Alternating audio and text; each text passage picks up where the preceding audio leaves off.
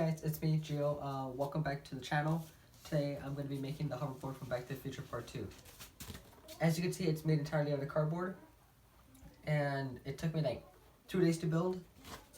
So without further ado, let's get to the building. So we're going to start off with building the base. So what I'm basically doing right now is just looking reference pictures from Google and trying to apply that to the build. So the hoverboard's going to be closer to 33 inches long, and it's going to be 9.5 inches wide. So after you got the rough shape of the hoverboard, you're going to have to repeat that twice if you're using the thick cardboard, which is 2 layers that I'm using, or if you're using 1 layer cardboard, you're going to have to use 4. So what I'm doing now is just basically tracing the first outline to the second outline. It doesn't have to be perfect, but try to get it as accurate as possible to the first one. So after you're done tracing, you're going to have to cut it out. I'm using a ruler so I can get the straight edges as straight as possible. As I said before, it doesn't really matter, but I just really want to get that nice perfection.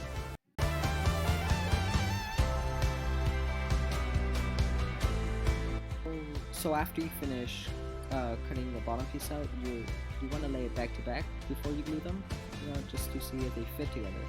So after you finish gluing, what I'm doing right now is cutting off all the excess, some cardboard that's sticking off the edge, and so right now I'm doing the back lip of the hoverboard. A technique that I used that really helped was cut the cardboard at an angle to make sure the lip is pointing up. And what we want to do is use a lot of hot glue for this stuff because you want it to be as sturdy as possible, and you're willing to use an object, you can flex to support it if you want. So what I'm working on right now is the foot pad. Right now I'm just making that. I'm making the base for it. It's going to have 2 layers.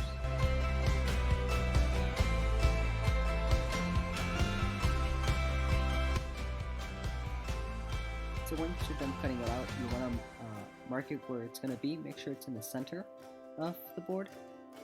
Right now what I'm doing is just marking where this. So now it's time to work on the second layer. What I'm doing is just tracing the base. So after you're done tracing the base, what you want to do is draw the little strip that goes in the middle of the base. It doesn't have to be perfect, but make sure that the edges match up with the base. Okay, so what you want to do is measure 1 inch away from the center strip and pretty much cut holes there to be able to fit the little strap in between that. Right now I'm just using 1 layer cardboard. You can really just use any type of thin cardboard if you want.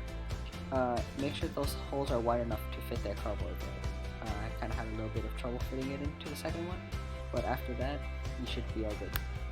So right now I'm just gluing all the pieces in. It doesn't matter which order you put them as long as they fit nicely.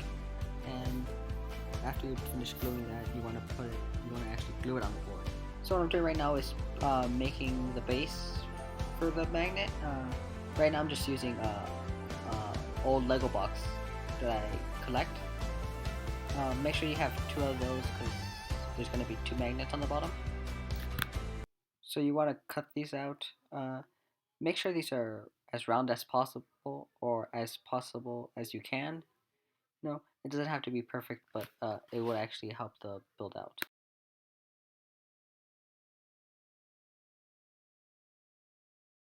Remember to subscribe and like the video. Also, if you would like to see one of your favorite props made entirely out of cardboard, then put your suggestions in the comments below. So what I'm doing right now is making the magnets that go on the bottom. Make sure you have 2 of those.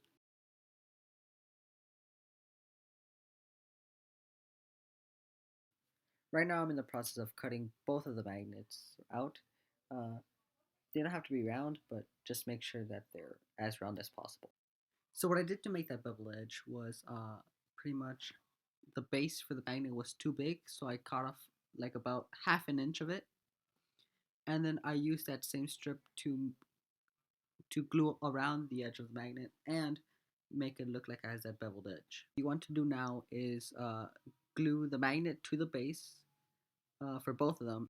So what I'm doing right now is making the little piece that holds the magnets in place. To make my own templates, all I do is fold a piece of paper in half and draw what I want on it. So pretty much once you cut the paper out, you have both sides exactly the same. What you want to do is cut two of those pieces so one can go in the front and in the back.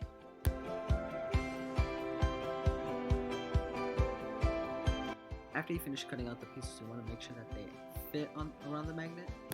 Now I'm going to make this a different piece. Well, it's basically the same piece. It holds the magnet down, but it just has a different shape. I'm doing the same thing that I did with the other piece that holds the magnet down. I drew half of it on the folded sheet of paper and pretty much drew it freehand. Then you want to transfer it into a piece of cardboard twice, because both of them are going to be in the middle, and you are going to have to cut them out.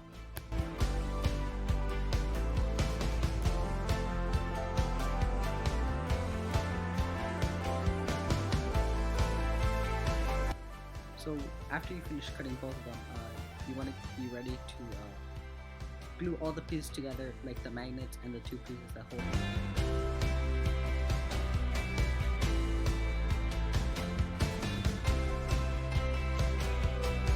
Alright, so after you're done, you want to measure the distance in between the two pieces that hold the magnets. So I tried drawing the middle piece, but I realized that it was hard for me to draw it. So I went and did the same thing. I folded the piece of paper in the middle and just drew the design that I wanted.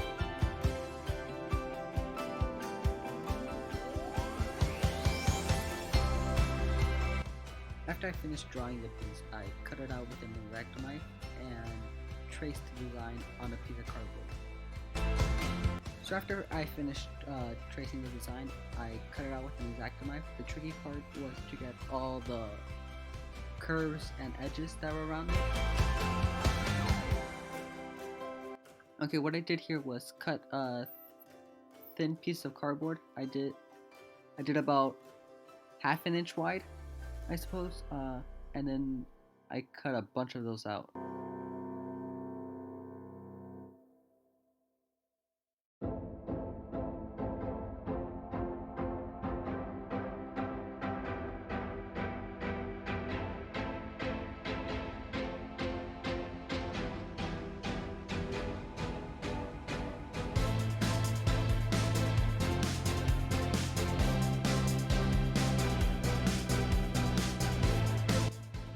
So after I finished cutting all the pieces out, this was the end result.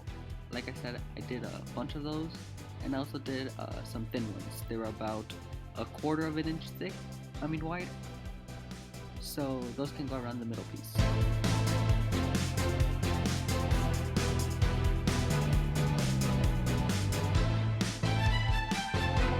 So with those pieces, I glued them around the board to cover up those the corrugations of the cardboard and to make it smooth.